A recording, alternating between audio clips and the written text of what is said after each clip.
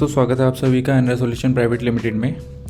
आज के इस वीडियो लेक्चर में हम जानेंगे कि किस तरीके से हम अपनी वर्डप्रेस वेबसाइट के हेडर को कस्टमाइज़ कर सकते हैं। एलिमेंटर पे कस्टमाइज हेडर एंड फुटर हम कैसे बना सकते हैं। तो अगर आप भी सीखना चाहते हैं कि आप किस तरीके से अपनी वर्डप्रेस वेबसाइट का हेडर एंड फुटर कस्टमाइज बना सकते हैं एलिमेंटर पे, तो बने रहिए मेरे साथ वीडियो में। हेडर एंड फुटर बनाने के लिए हमें सबसे पहले क्या काम करना है, हमें अपने वर्डप्रेस वेबसाइट के डैशबोर्ड में जाना है। मेरी एक वेबसाइट है जिसका मैं हेडर एंड फुटर बनाना चाहता हूँ। मैं उसका ओपन करता हूँ।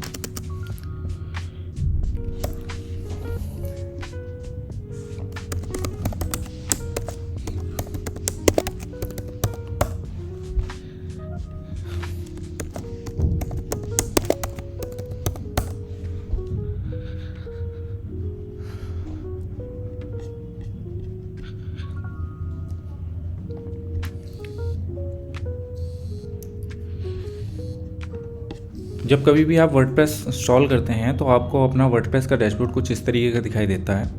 ये एक फ्रेश वर्डप्रेस वेबसाइट है जिस पर अभी तक कुछ भी नहीं हुआ है। इसमें सिर्फ एक वर्डप्रेस इंस्टॉल हुई है। वर्डप्रेस इंस्टॉल होने के बाद आपको सबसे पहले क्या काम करना है, आपको अपनी इसमें कुछ कॉन्फ़िगरेशन करनी है। वो कॉन्फ़िगरेशन करने के लिए आपको सबसे पहले क्या काम करना है, सेटिंग्स में जाना है। सेटिंग्स के बाद परमालिंक में जाना है। परमालिंक में जाने के बाद आपको यहाँ से पोस्ट नेम सेलेक्ट करना है। पोस्ट नेम सेलेक्ट करने के बाद देन आप इसको सेव करना है। सेव करने के बाद आपको अब जाना है अपने अपीयरेंस में। अपीयरेंस में जाने के बाद आपको थीम सेलेक्ट करनी है। तो आप अपनी वर्डप्रेस वेबसाइट में अपने अकॉर्डिंग थीम सेलेक्ट कर सकते हैं, बट मैं यहाँ पे जो थीम सेलेक्ट करता हूँ उसका नाम है एस्ट्रा। आप यहाँ पे सर्च कर सकते हैं एस्ट्रा थीम को। एस्ट्रा थीम को सर्च करने के बाद आपको यहाँ पे इसको इंस्टॉल करना है।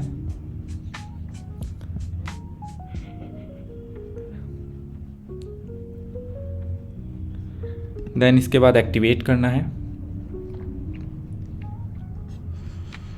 जब आपकी थीम इंस्टॉल और एक्टिवेट हो जाए देन उसके बाद आपको जाना है प्लगइन्स में और आपको कुछ प्लगइन इंस्टॉल करने हैं। सबसे पहले आपको प्लगइन इंस्टॉल करना है क्लासिक एडिटर।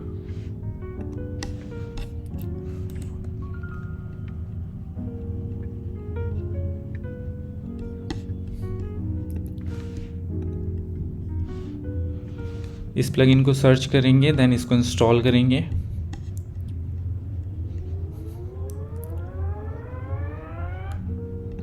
एक्टिवेट करना है। अब इसके बाद हमें एक प्लगइन इंस्टॉल करनी है एलिमेंटर, जिससे हम अपनी वर्डप्रेस वेबसाइट को बनाएंगे और कस्टमाइज करेंगे। ऐड प्लगइन में जाना है और एलिमेंटर सर्च करना है।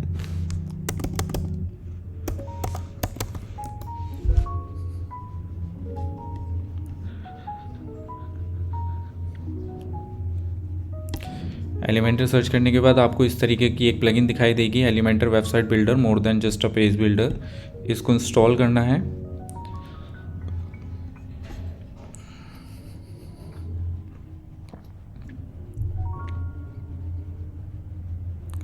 देन उसके बाद एक्टिवेट करना है।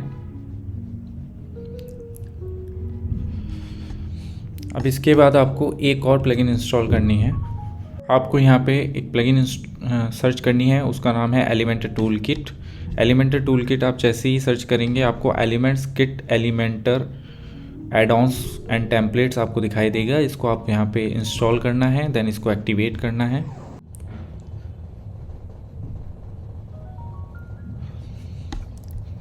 अब आपके पास क्लासिक एडिटर भी आ गया, एलिमेंटर भी आ गया, एलिमेंटर स्किट लाइट भी आ गया। तो अब हमें क्या काम करना है, हमारे पास सब कुछ सारी कॉन्फ़िगरेशन प्लगइन्स और थीम्स हमारी इंस्टॉल हो चुकी है। अब देन हम क्या काम करते हैं, हम अपनी वेबसाइट का हेडर एंड फुटर बनाते हैं। तो वेबसाइट का हेडर एंड फुटर बनाने के लिए हमें सबसे पहले क्या काम करना है, अपने एलिमेंट्स वाली प्लगइन्स के अंदर जाना है। यहाँ पे आपको दिखाई दे रहा होगा एलिमेंट्स किट करके एक आपका ऑप्शन आ गया है। इस एलिमेंट्स किट में आप जाएंगे और हेडर एंड फुटर पे क्लिक करेंगे। जैसे ही आप हेडर एंड फुटर पे क्लिक करेंगे ये आपसे कुछ कॉन्फ़िगरेशन मांगेगा। कॉन्फ़िगरेशन के लिए आप इसको सेटअप करेंगे। आप नीचे जाएंगे सबसे और यहाँ पे नेक्स्ट स्टेप पे क्लिक करेंगे। यहाँ पे आपको अपना ईमेल एड्रेस देना है, जैसे मैं अपनी कंडीशन में अपना ईमेल एड्रेस दे रहा हूँ। फिर उसके बाद नेक्स्ट स्टेप, फिर कंटिन्यू, फिर देन नेक्स्ट स्टेप, फिर देन कंप्लीट सेटअप पे क्लिक करना है।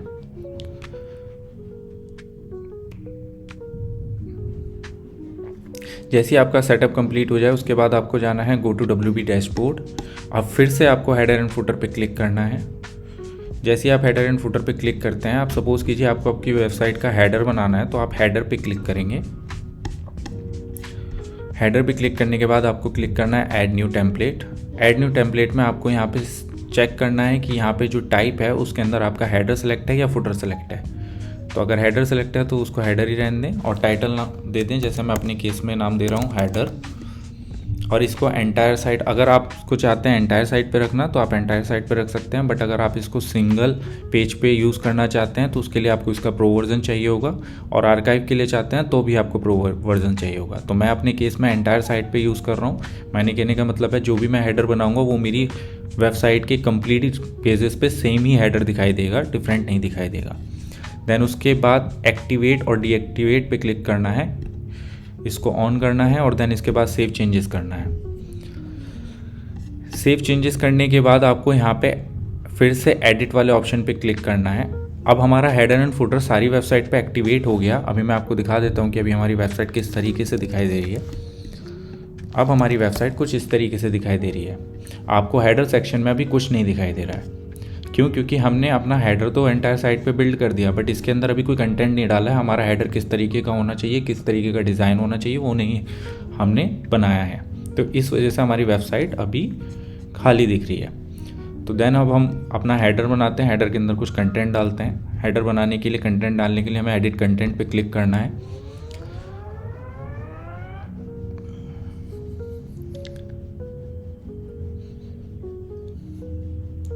एडिट कंटेंट पे क्लिक करने के बाद आपको इसको स्किप कर देना है। स्किप करने के बाद आपको कुछ इस तरीके का इंटरफेस दिखाई देगा। यहाँ पे आपके सारे एलिमेंटर के एड ऑन्स होंगे, जहाँ से आप ड्रैग एंड ड्रॉप करके अपना हेडर बना सकते हैं। तो बेसिकली जब हम हेडर बनाते हैं तो मैं आपको एक सिंपल सा तरीका बताता हूँ कि आपको यहाँ पे एलिमेंट्स टूल किट के आइकन पे क्लिक करना है।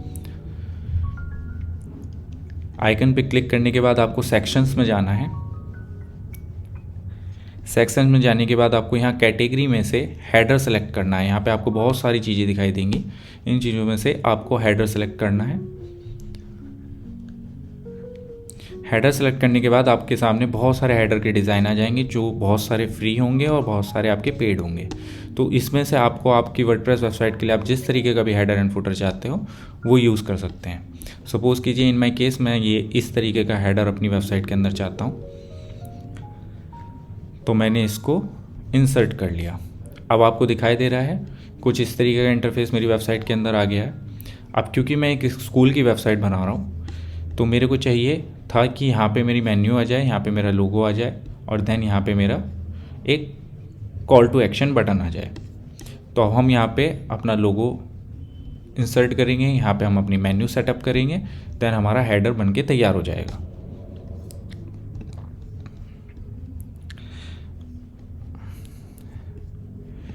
लोगो लगाने के लिए जैसे मैं इस लोगो वाली इमेज पे क्लिक करूँगा, यहाँ से मैं चूज़ इमेज करूँगा, जो भी मेरे को लोगो लगाना है या लोगो की फ़ाइल मैंने जो भी तैयार कर रखी है उस लोगो को मैं यहाँ पे लगाऊंगा।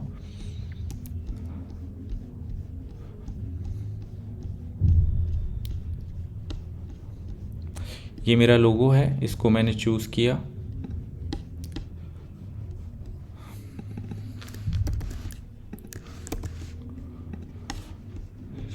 यहाँ पे मेरा लोगो आ गया। अब देन मेरे को यहाँ पे मेन्यू चाहिए। आपको दिखाई दे रहा है कि आपका लोगो कुछ ज़्यादा बड़ा हो गया, जिसकी वजह से ये जो स्पेस है हेडर का वो बढ़ गया है। तो इसको आप कम कर सकते हैं। कम करने के लिए आपको लोगों की विड्थ को यहाँ स्टाइल में जाकर लोगों की विड्थ को कम करना होगा। आप इसको जितना कम करना चाहें उतना कम कर सकते हैं। मैं अपने केस में इसको इतना रहने देता हूँ, और देन इसके बाद अपनी मेन्यू को सेटअप करता हूँ। इस वाले बटन को आप अगर आपको एडिट करना है तो इस पर आपको क्लिक करना है। क्लिक करने के बाद आपको यहाँ पे जो भी आप देना चाहते हैं, जैसे मैं यहाँ पे देना चाहता हूँ एडमिशन ओपन,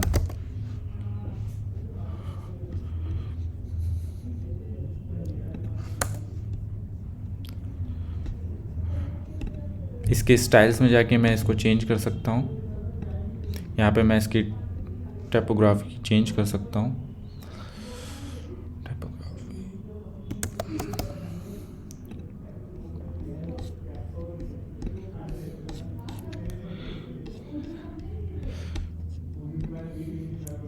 अब मेरे को यहाँ पे मेन्यू बनानी है। मेन्यू बनाने के लिए जैसे ही मैं मेन्यू पे क्लिक करता हूँ आपको दिखाई देता है यहाँ पे सेलेक्ट मेन्यू का ऑप्शन आता है। सेलेक्ट मेन्यू के ऑप्शन पे जब आप क्लिक करेंगे तो आपको यहाँ पे कुछ भी नहीं सेलेक्ट होने के लिए आएगा। क्यों? क्योंकि हमने अभी तक अपनी वर्डप्रेस वेबसाइट की मेन्यू नहीं बनाई है। तो हम बेसिकली क्या काम करते हैं, इसको ऐसे ही छोड़ देते हैं और पब्लिश कर देते हैं। पब्लिश करने के बाद एक बार फिर से जाकर अपनी वेबसाइट चेक करते हैं कि हमारा हेडर कैसा दिखाई दे रहा है। देखिए पहले हमारी वेबसाइट के हेडर में कुछ भी नहीं दिखाई दे रहा था। अब हमें वर्डप्रेस वेबसाइट के हेडर में कुछ इस तरीके का इंटरफेस दिखाई देगा। देखिए हमने यहाँ पे लोगो लगाया था, यहाँ पे हमने एडमिशन ओपन लगाया था, तो वो हमारा यहाँ पे आ गया है।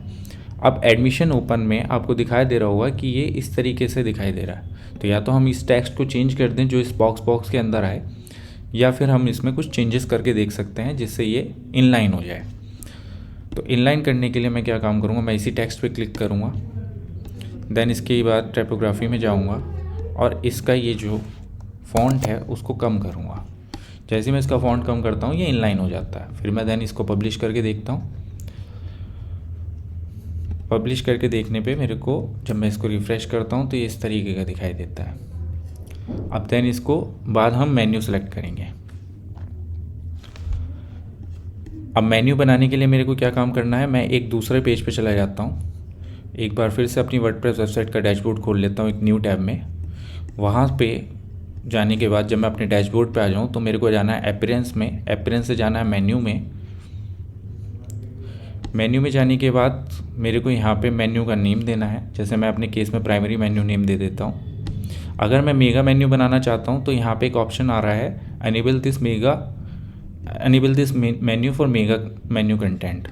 तो मेगा मेन्यू हम बनाएंगे अभी इन फ्यूचर। मैं नेक्स्ट वीडियो में आपको बताऊंगा कि किस तरीके से आप मेगा मेन्यू बना सकते हैं एलिमेंटर का यूज़ करके वर्डप्रेस वेबसाइट में।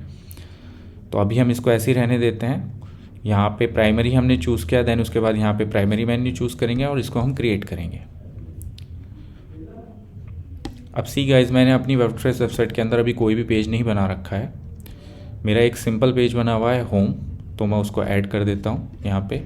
अब इसके बाद मैं इसमें और भी पेजेस ऐड करना चाहता हूँ। जैसे सपोज़ कीजिए मैं चाहता हूँ इसके अंदर अबाउट अस करना, तो मैं यहाँ कस्टम लिंक दे देता हूँ अपने आइडिया के लिए कि इन फ्यूचर मुझे इसके अंदर कौन कौन से पेज बनाने हैं। Add menu, services,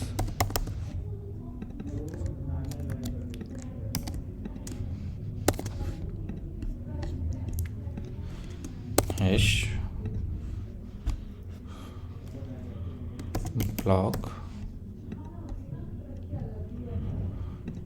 hash. क्योंकि ये स्कूल की वेबसाइट है तो मैं यहाँ पे एक और ऑप्शन दे देता हूँ फैकल्टी, एक ऑप्शन और दे देता हूँ गैलरी, और देन इसको ऐड मेन्यू करता हूँ। फिर एक और ऑप्शन दे देता हूँ कॉन्टैक्ट।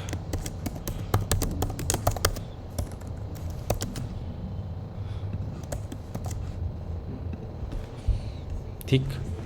अगर मैं अपनी मेन्यू को ड्रैग एंड ड्रॉप करना चाहता हूँ तो मैं यहाँ से ड्रैग एंड ड्रॉप कर सकता हूँ। जैसे मेरे को चाहिए होम के बाद अबाउट अस आए, फिर सर्विसेज आए, फिर फैकल्टी आए, और देन फिर कुक गैलरी आए, और फिर ब्लॉग आए और कॉन्टैक्ट अस। तो मैं ऊपर नीचे ड्रैग एंड ड्रॉप कर सकता हूँ और अपने मेन्यू के आइकन्स को सिलेक्ट कर सकता हूँ।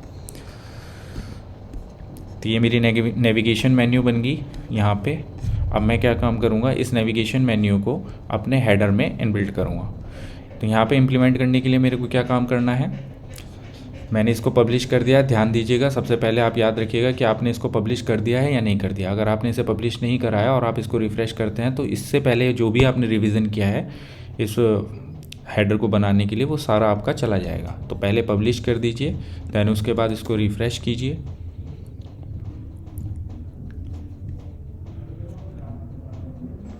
रिफ़्रेश करने के बाद आपको अपनी मेन्यू यहाँ पे लगानी है। तो मेन्यू पे क्लिक कीजिए, यहाँ पे आप सेलेक्ट मेन्यू में जाएंगे। अब आपको यहाँ पे आपकी मेन्यू दिखाई देने लगेगी। यहाँ से प्राइमरी चूज़ करेंगे। प्राइमरी चूज़ करने के बाद आपको दिखाई दे रहा है कि आपकी मेन्यू यहाँ पे दिखाई दे रही है। इसके डिज़ाइन को आप इसकी स्टाइल्स में जाके चेंजेस कर सकते हैं, एडवांस में जाके चेंजेस कर सकते हैं। मुझे अभी इसका स्टाइल इस तरीके का अच्छा लग रहा है तो मैं इसको इस तरीके का रहने देता हूँ। अगर आपको चेंजेस करने हैं तो आप यहाँ पे जाकर चेंजेस कर सकते हैं। इसका साइज़ बढ़ा सकते हैं, इसके सब मेन्यू इंडिकेटर, मेन्यू आइटम्स, सब मेन्यू पैनल, हैमबर्गर मेन्यू, इन सबको चेंज कर सकते हैं। अब ध्यान दीजिएगा, इसमें हमें एक चीज़ और ध्यान रखनी है। जब भी हम अपनी वर्डप्रेस वेबसाइट को बनाते हैं तो हमने डेस्कटॉप पे अपनी वेबसाइट बना रहे हैं तो हमें दिखाई दे रहा है कि हमारी वेबसाइट ऐसी दिखाई देगी, लेकिन हमें साथ ही साथ ये भी ध्यान रखना है कि मोबाइल पे हमारी वेबसाइट कैसे दिखाई देगी। तो मोबाइल पे अपनी वेबसाइट का डिज़ाइन चेक करने के लिए आपको कुछ नहीं करना, आपको ऊपर यहाँ पे डेस्कटॉप का आइकन, टैबलेट का आइकन और यहाँ मोबाइल का आइकन दिखाई दे रहा है। मोबाइल के आइकन पर जैसे आप क्लिक करेंगे तो आपको दिखाई देगा आपकी वर्डप्रेस वेबसाइट कुछ इस तरीके की दिखाई देगी मोबाइल पे। अब आपको दिखाई दे रहा है ये जो हैमबर्गर आइकन है वो मुझे कुछ अच्छा नहीं लग रहा, तो मैं इसको चेंज कर सकता हूँ। तो मैं चेंज करने के लिए क्या काम करूँगा, मैं अपने कंटेंट में जाऊँगा, मेन्यू पे क्लिक करूँगा, कंटेंट में जाऊँगा, देन उसके बाद मोबाइल मेन्यू सेटिंग्स में क्लिक करूँगा। अब आपको यहाँ पे हैमबर्गर आइकन दिखाई दे रहा होगा, इस हैमबर्गर आइकन को आप डिलीट कीजिए, फिर यहाँ पे जाइए, फिर यहाँ पे लिखिए हैम बर्गर या मोबाइल मेन्यू। ये मेन्यू आप यहाँ पे चूज़ करेंगे तो आपको इस तरीके के वो ऑप्शन दिखाई देंगे। इसमें से मैं ये वाला ऑप्शन चूज़ कर रहा हूँ, इसको मैं कट कर देता हूँ। ये मेन्यू 6 वाला ऑप्शन मैं चूज़ कर रहा हूँ या मेन्यू 9 वाला ऑप्शन मैं चूज़ कर सकता हूँ, बट मैं अभी मेन्यू 6 चूज़ कर रहा हूँ। इसको इंसर्ट करते हैं। जैसे मैं इंसर्ट करूँगा आपको यहाँ पे दिखाई देने लगेगा। ये भी मुझे अच्छा नहीं लग रहा, एक काम करता हूँ मैं दूसरा ले लेता हूँ, मेन्यू। यहाँ से ये वाला ऑप्शन लेते हैं, इसको इंसर्ट करते हैं। अब मैं चाहता हूँ कि इसका जो कलर है वो ब्लैक ना होकर कुछ और हो जाए, जो मेरे लोगो का कलर है उससे थोड़ा सा मैच हो। तो मैं यहाँ पे जाऊँगा स्टाइल्स में, मोबाइल मेन्यू लोगो पे क्लिक करूँगा, उससे ऊपर हैमबर्गर मेन्यू मेरे को दिखाई दे रहा है। यहाँ से मैं इसका कलर चेंज कर सकता हूँ।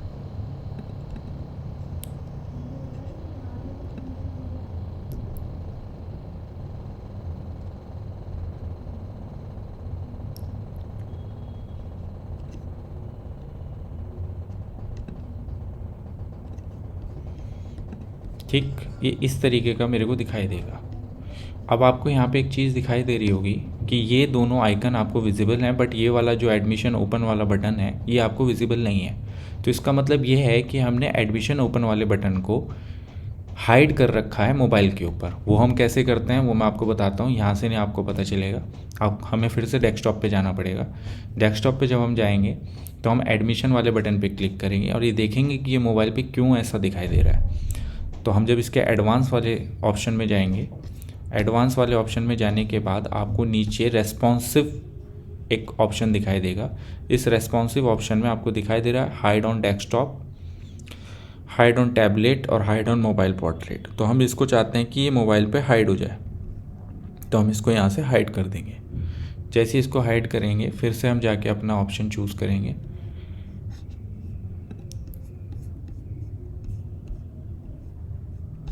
तो ये बटन आपका मोबाइल पे हाइड हो जाएगा।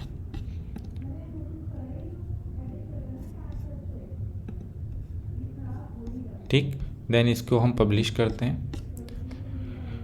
पब्लिश करने के बाद अब हम फिर से जाकर चेक करते हैं कि अब हमारी हेडर कैसा दिखाई दे रहा है। हेडर चेक करने के लिए मैं अपने होम पेज पे जाता हूँ। होम पेज पे जाने के बाद मुझे दिखाई दे रहा है कि मेरा हेडर कुछ इस तरीके का दिखाई दे रहा है। अब एक बार इसको हम मोबाइल पे भी चेक कर लेते हैं। देखिए मोबाइल पे हमारा डिज़ाइन कुछ इस तरीके का दिखाई दे रहा है। यहाँ पे हमारा लोगो है और यहाँ पे हमारी मेन्यू है। जब हम इस पर क्लिक करते हैं तो यहाँ हमारी पूरी मेन्यू आ जाती है। तो बेसिकली गाइस कुछ इस तरीके से हम अपना सिंपल हेडर एंड फुटर बना सकते हैं। अगर आप और भी ज़्यादा इसको कस्टमाइज़ करना चाहते हैं तो आप कस्टमाइज़ कर सकते हैं अपने से। मैंने आपको बताया कि किस तरीके से आप अपनी वर्डप्रेस वेबसाइट के अंदर हेडर बना सकते हैं। ये वीडियो और ज़्यादा लंबी हो जाएगी अगर मैं आपको फुटर भी बनाना सिखाऊंगा। तो फुटर बनाना सीखेंगे हम अपनी नेक्स्ट वीडियो में। तो अगर आप भी जानना चाहते हैं कि किस तरीके से मैं अपना कस्टमाइज फुटर बनाऊं वर्डप्रेस वेबसाइट के अंदर, तो बने रहिए मेरे साथ एंड्रॉइड सॉल्यूशन के अंदर। हमारे चैनल को लाइक, शेयर एंड सब्सक्राइब कर दीजिए ताकि आने वाली वीडियोज़ की नोटिफिकेशन आपको टाइम पर मिलती रहे।